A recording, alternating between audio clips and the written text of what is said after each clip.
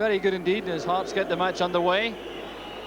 And Dundee United having the opportunity to go back to the top of the Premier Division with Celtic engaged in the Skull Cup final tomorrow. And Hearts, of course, anxious to keep up their pressure at the top of the table. Hearts having a little bit of a handicap. They're without Craig Levein and John Robertson, who are both suspended. So Wayne Foster continues up front alongside Colquhoun and Clark. And the experienced former Celtic centre-half Roddy McDonald plays at the back alongside Sandy Jordon. There's Sandy Clark, beaten in the jump. Backed by Malpass to Thompson. And the unlucky Dundee United players, following their excellent performance in European football in midweek, are Gary McGuinness and Ralph Milne. Dave Beaumont's in at fullback. And Milne's replacement is the top scorer, Ian Ferguson, who was ineligible on Wednesday night. And John Clark is continuing his new career at centre-half in place of the injured Paul Hegarty. Clark challenging for the ball. There's Ian Ferguson. It's blocked by Whittaker. Mackay measuring the pass towards Kenny Black, but McInally read it well, and that'll be a free kick, I'm sure, to Dundee United. Jim McInally battling hard, wearing number 4, playing in midfield.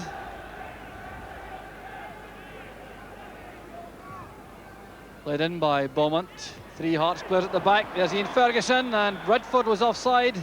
That was given by the referee, who is Kenny Hope from Clarkston. Well judged by Malpass. Here's Berry. Now Colquhoun. Foster. Playing it inside for Colquhoun once again. Now Kidd. Bowman's clearance. Now Redford. That's for Sturrock to chase. Jordan's with him. And good positioning by Henry Smith. Sturrock is frustrated, but Jordan's pace made life very difficult indeed for Paul Sturrock.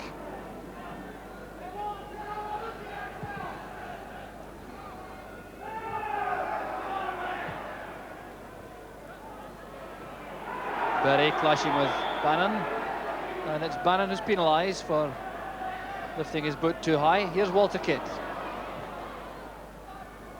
Foster.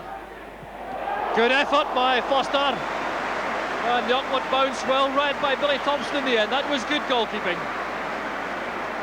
Well, this reflects the confidence felt by Wayne Foster following his transfer from Preston. One glimpse of goal, powerful shot, an upward bounce, and Thompson did well for United.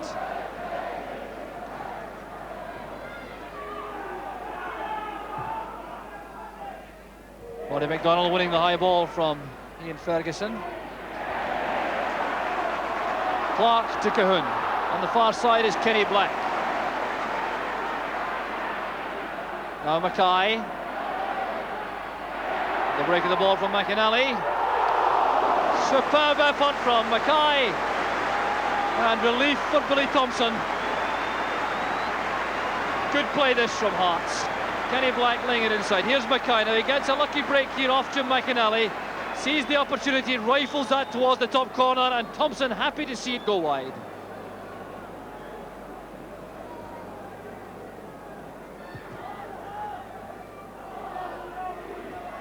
Berry's header. There was some pushing though by Ian Redford.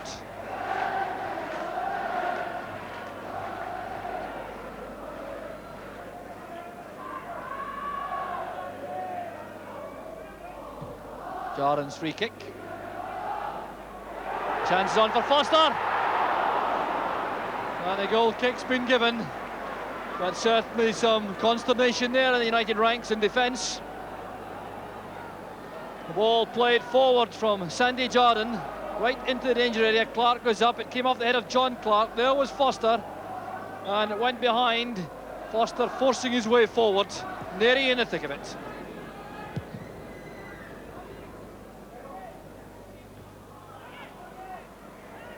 Black's challenge. Berry helps it on to Foster. Colquhoun. And a marvellous goal from John Colquhoun. Well, that was one to savour. midway through the first half. Came virtually from nothing. A good move this. Berry playing it wide to Foster. He carried it forward, then drove it inside. It was controlled superbly there by Kahun. And how about this for a finish?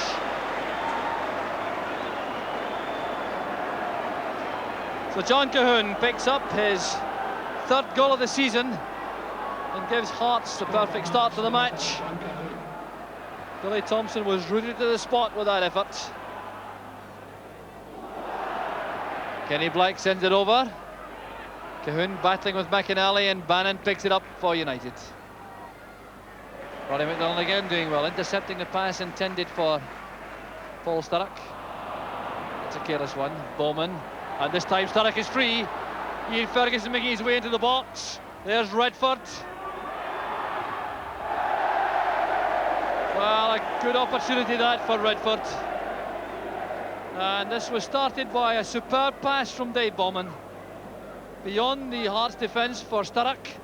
Ferguson racing into the box. There was Redford with lots of time to set up the shot. They really should have been able to get that on target. Jordan to Whittaker.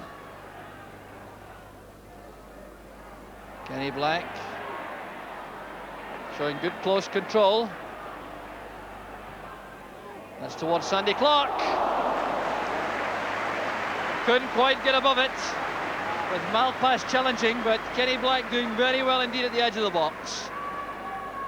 Now here's some skill that you don't often associate with tough midfield players like Kenny Black, but showing good close control, and a delicate little chip across towards Sandy Clark. Malpass challenging, and the header's off target. Beaumont's header gives Hearts the throw as the first half draws to a close now, with Hearts retaining the upper hand, which was provided by Kahun's goal. They certainly are good value for their one-goal lead, I would suggest, in the first half as play has gone on so far. 1 minute of the first half left. There's Whittaker, headed out by Neri. And John Clark has lots of time on the edge of his own box. But again, depending on the high ball towards Sturrock, the header out though gives McInally the chance to find Redford. That's for Ian Ferguson. It's missed by Whittaker, but not by Sturrock. Right out of the blue, United are back on level terms, and it's down to Paul Sturrock's finishing power. Well, this is one which Hearts will not be anxious to see again. Fine play by McInally, that first time pass to Redford. He waited for Ian Ferguson to appear over there on the right flank. Ferguson going forward now. This cross initially didn't look to be too dangerous, but Whittaker miskicked it completely, and that's a deadly finish from Paul Sturrock. Sturrock getting only his second goal of the season, a very important one indeed for United. And coming at a crucial time, right on the half-time whistle. So what a difference that will make to the United players as they go off to face their manager Jim McLean for the interval pep talk, but still Hearts trying again before half-time. Billy Thompson coming out to command his area.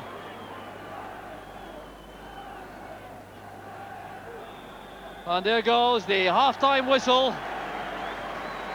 A battling type of first half, with John Kahun giving Hearts the lead and Paul Sturrock getting them back in level terms before half-time. It really was a tale of two top-class finishers. Opportunism at its best. First from John Kahun in the 20th minute, with a driven ball from Wayne Foster, was well controlled, and that hooked volley what left Billy Thompson helpless. But then United, who looked out of the play for much of the first half, came back when Brian Whittaker miskicked the cross from Ian Ferguson, and that was finishing at its best from Paul Sturrock. The half-time score: Hearts 1, Dundee United 1.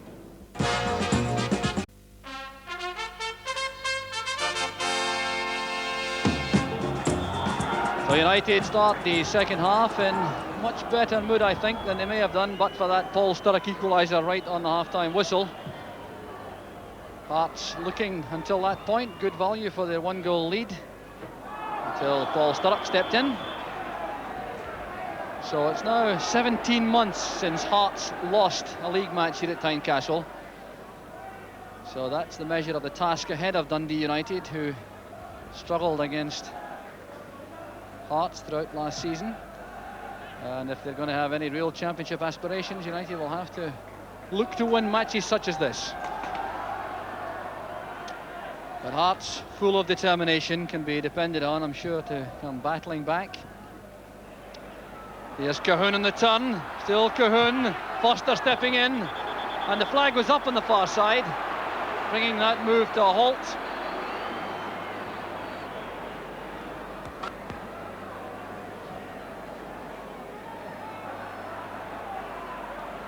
Now Gary Mackay, stopped by McInally.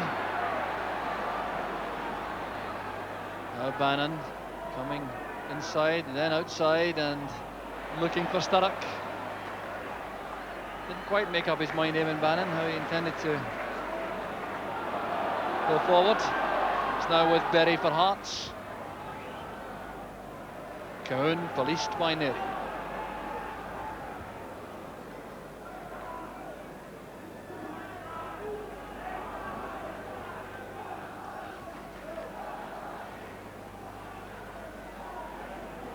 McInally again doing well for Dundee United. The pass didn't reach Ferguson though. McDonald made sure of that.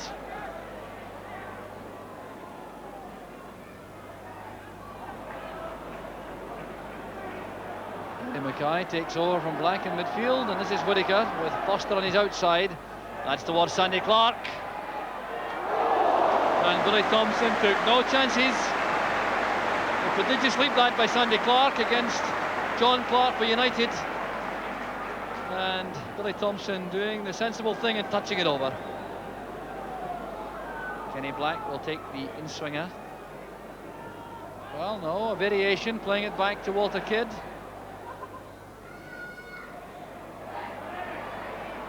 Okay, well tackled by Clark.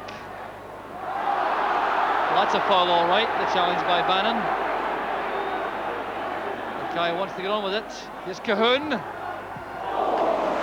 And again, very good handling by Billy Thompson.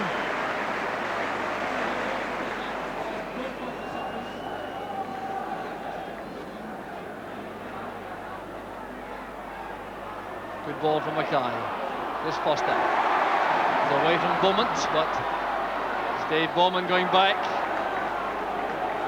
Well, we've seen the full range of Bowman's defensive qualities as a midfield player. Not enough, I'm sure, for Jim McLean's liking of his creative talents, but he's had a good match nonetheless. And a penalty kick's been given by Kenny Hope. Eamon Bannon coming racing into the challenge on Sandy Clark. There's the throw, Clark going to meet it.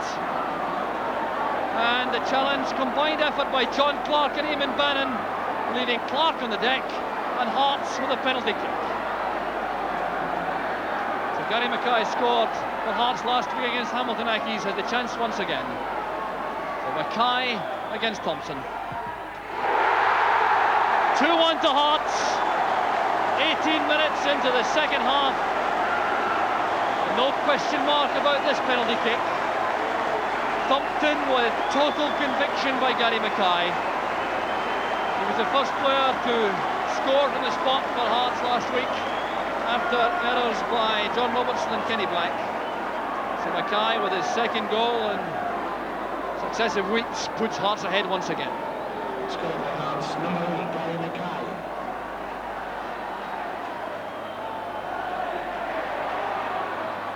There's Kidd. Now Colquhoun. Kenny Black with lots of room on the left. Queuing up in the middle for the cross. Here's Mackay. Foster missed it. Back to Black. Now Berry. It was well set up by Hearts. Appeals for handball, waved aside by referee Hope as United break. Here's Sturrock. Losing his footing at the wrong moment and making life easy for Henry Smith.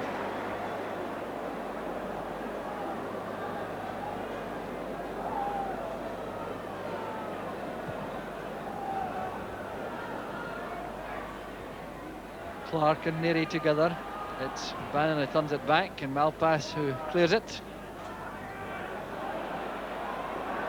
Whittaker forcing his way forward and fouled by the combined efforts of McGuinness and Milne, the United substitutes.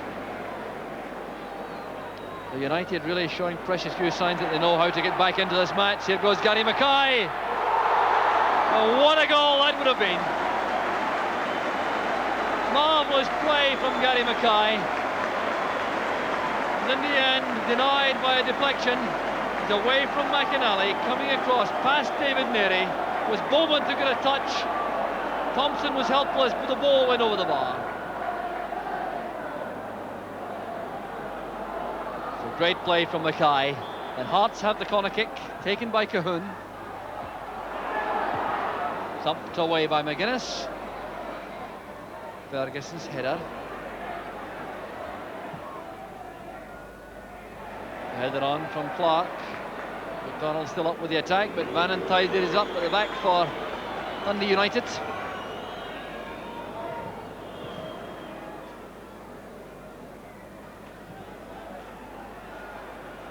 Bannon inviting Berry to nod it out for the United throw.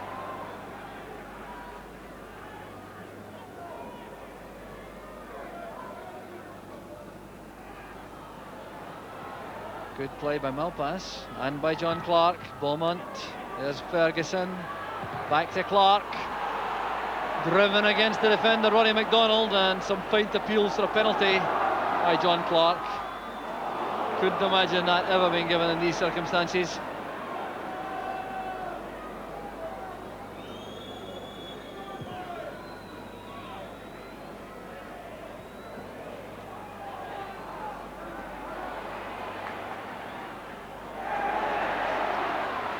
There's Kenny Black. The interception by Malpass. Now McGuinness for United.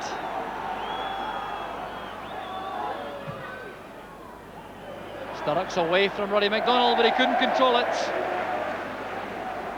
Another opportunity for United is wasted.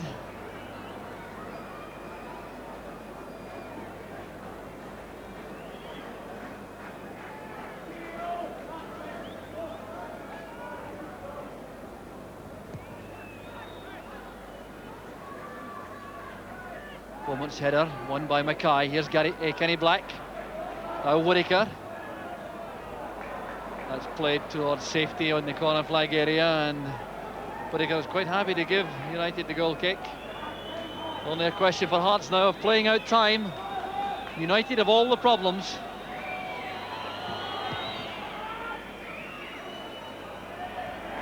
Roddy McDonald's header. Here's Malpass. Sturrock is onside, if he can turn quickly enough, and a chance for United. And Sturrock has done it! A repeat of the first half, right in the closing minutes. Paul Sturrock gets the equaliser. And this is certainly another disaster for the Hearts defence. A long, high, hopeful ball through the middle. Sturrock giving chase as Hearts hoped for offside. Jordan and Whittaker couldn't make it. Smith was rooted to the spot, and Sturrock makes it 2 apiece. Yes, final score